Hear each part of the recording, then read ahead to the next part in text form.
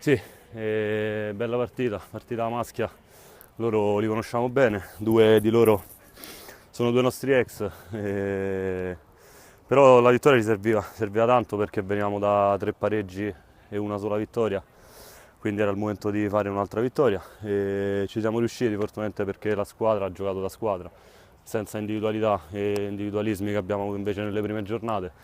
E siamo contenti per il gruppo, per il mister, lo zoppo mister e per l'altro mister Giorgio e per tutto il gruppo.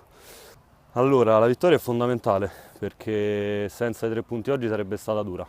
Dopo 5 giornate ritrovarsi eventualmente con solo 6 punti sarebbe stato deleterio per il cammino che vogliamo fare e ci siamo prefissati di fare, quindi puntare almeno ai playoff. E quindi vittoria fondamentale, siamo contenti, ce lo meritiamo e niente, un bacio ragazza. Un bacio.